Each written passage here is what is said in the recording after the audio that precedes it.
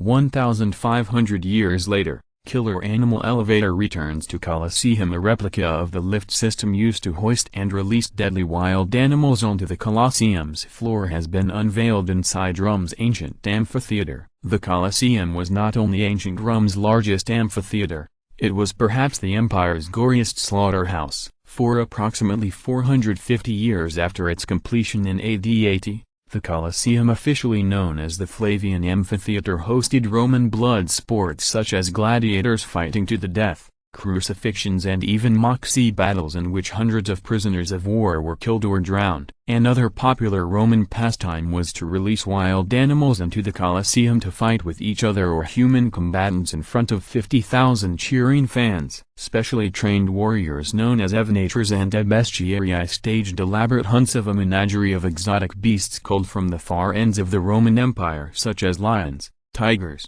panthers, bears, wolves, boars, crocodiles, and even elephants captured in North Africa. Sometimes Roman authorities released the snarling animals into the arena to render capital punishment by mauling and eating criminals and prisoners of war tied to stakes in what was called damnatio ad bestias, condemnation to beasts.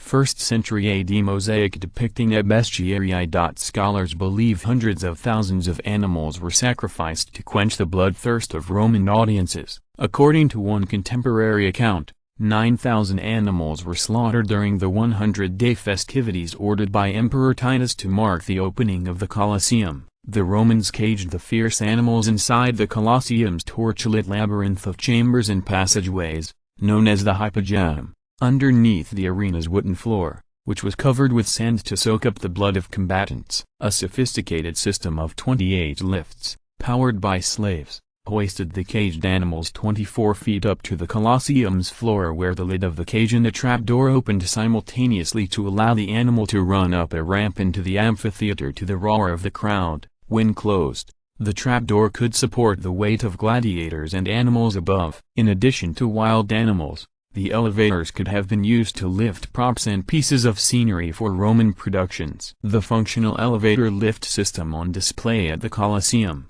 App photo, Gregorio Borgia. Last Friday, Italian officials unveiled an exact replica of one of the elaborately engineered contraptions that released the wild animals into the amphitheater. The replica, constructed by the producers of the documentary O Colosseum, Roman Death Trap, was based on the research of archaeologists who studied the Colosseum's construction and the deep cuts and rope marks that still remain in the Hypogeum. The project team harvested timber from the mountains outside Rome using the same tools employed by the ancient Romans, such as an axe, two-man saw, and wedge. The wooden lift and trapdoor were constructed in a workshop and transported to the Colosseum. Since the ancient arena is protected as a World Heritage Site, the system was pre-assembled outside of the Colosseum and dropped into place as a self-contained unit by an enormous crane that lifted it over the amphitheater's exterior walls and delicately placed it on the Hypogeum floor. The elevator system is powered by 8 men on 2 decks who turn a huge wooden shaft connected by a series of ropes, pulleys, and lead weights to a wooden cage capable of holding more than 600 pounds. The manpower slowly raises the cage to the arena floor where the trapdoor opens. The elevator lift system and trapdoor.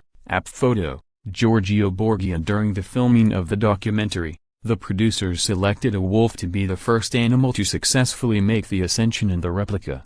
It was the first time that a wild animal had been released into the Colosseum in 1,500 years, director Gary Glassman told London's Telegraph newspaper.